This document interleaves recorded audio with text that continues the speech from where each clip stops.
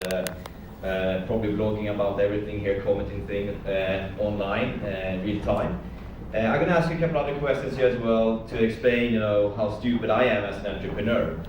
Who of you were online in 1994? That's pretty impressive. How many of you here did mobile internet in 1994? 2. That's incredible, guys. You did something called mobile internet in 1994. Because 1994 was even before Netscape came out with a browser. So that was when you had a Mosaic browser, you had the email was Eldora, and Microsoft still didn't believe that internet was going to happen. That is 1994. I was stupid enough to start a company in 1994 that's solely going to rely on that mobile internet going to happen. So that was my last startup called Sendit, and I took it public in 97 and got acquired actually by Microsoft in 99. So it turned out to be okay, even though it was a string of disastrous decisions that took me public and then later being acquired by Microsoft, because we took another stupid decision in 1995. We decided to build all our technology on Windows and selling the systems to telco operators. And one of the biggest mistakes we did was that we thought that the mobile operator actually seen at that time being very innovative, fighting the incumbents of the fixed operators, that they're going to drive new innovative service to you as end users. So I thought mobile internet was going to explode probably even quicker than the fixed internet back in 94, 95. This was before Hotmail, it was before Google existed and so forth. What had happened? We're here in 2007 and we're still pretty much locked in when it comes to mobile internet services. So I think we heard discussions before of who is the bad guy, why haven't mobile internet happened? I think the answer is pretty obvious. 1, the mobile operator. 2, I don't really believe that Nokia and the other handset manufacturers are that keen to actually have an open source platform on the device and having a lot of innovative services on them, as long as they are not controlling that service. We've seen one new entrance in the mobile field, and it was Apple coming into the market.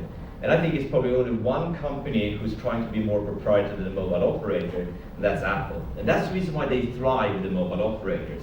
Do you know that they're launching in Germany right now? And if you buy an iPhone in Germany, 30% of the revenue that a mobile operator do on your own voice and SMS and data access, which is most likely walled garden, going to go to Steve Jobs' pocket. I think that's a fantastic way to actually create a little nice cartel again in this space. But it's not good for us when it comes to drive innovation and usage in this business. So I think, a lot of things will happen going forward, and it has happened already on the fixed side.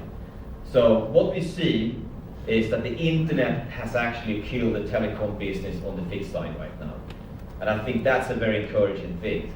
I think everyone knows that IP is the network, and everyone knows in this field, working on internet, doing internet applications, that with IP and internet technology, you separate the network from its services. Last year, the mobile operator charged you and me $700 billion. More than 90% of that was for 2 services connected to the network. And that was voice, a very simple service, and SMS. Did you know that you and I spent more money on SMS last year than Microsoft had in revenue? That's pretty scary. And what is SMS? It's maximum 160 characters with a price which is very high, obviously, which has the lowest priority in the network. So if you send a little nice message on New Year's Eve to your friend saying, Happy New Year, I wish you next great year and so forth, you know that you're going to pay for it, but your friend probably not going to get it for another 2 or 3 days. And that's the most expensive data service in the world, when we were billed more than $50 billion for it last year. Pretty amazing. And why is this happening? It's because the mobile operator, they have a very strong control over you and the usage of your mobile phone. And of course, we're seeing some new encouraging things happening in the industry.